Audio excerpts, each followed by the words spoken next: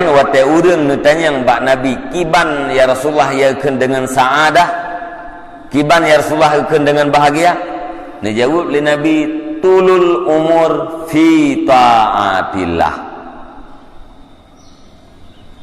panjang umur di dalam ibadat, dalam taat Allah Subhanahu wa taala.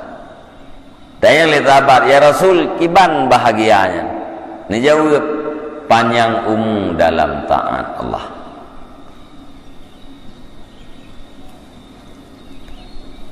Umur panjang hana dalam taat kan bahagia. Fasilitas dunia kubjai taat hana kan bahagia. Nah, jadi waktu sahabat ditanya mbak Nabi, kiban ya Rasul saadah, kiban bahagianya? Jawab Nabi ini, ingat, panjang umur dalam taat Allah. Ya.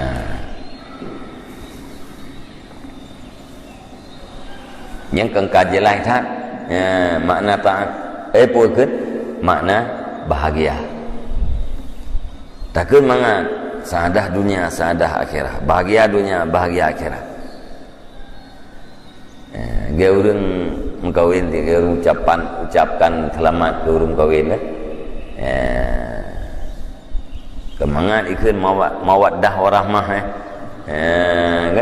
Semoga mawaddah warahmah. Mangat bagusnya. Ya orang minta baru ke puan muadah ya. Ya ira baru ke puan rahmah. Nyoga yang di bahagia dunia, bahagia akhirat diucapkan gampang.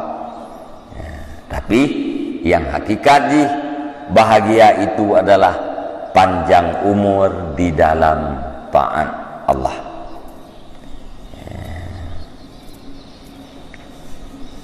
Dan karena demikian, membenci oleh para anbiya dan para ulia akan mati. Jadi para nabi hana galak ni kemati, para ulia hana galak kemati. Pakat ati kamati kabih taat. Hana merupakan taat lagi kepada Allah.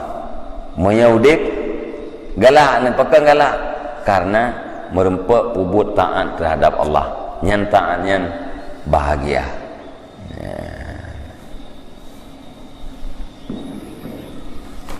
Nyan ni ingat betul putra tak ingat betul, kebahagiaan dijanjikan di atas akhlak yang bagus. Tanpa akhlak yang bagus tidak akan pernah terjadi kebahagiaan.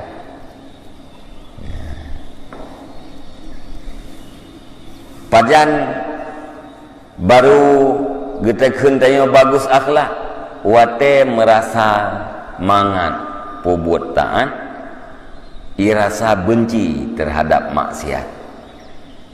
Nyan kote.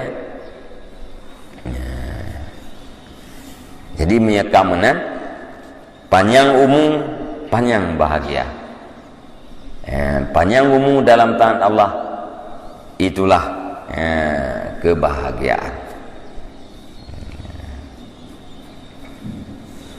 Nya urang yang waras, urang yang cerdas, idunya nyan yang bida, ya akhirat punya. Cuman bahagia urang akhirat kerli dengan taat, tetapi dengan mendapatkan balasan taat daripada Allah Ta'ala.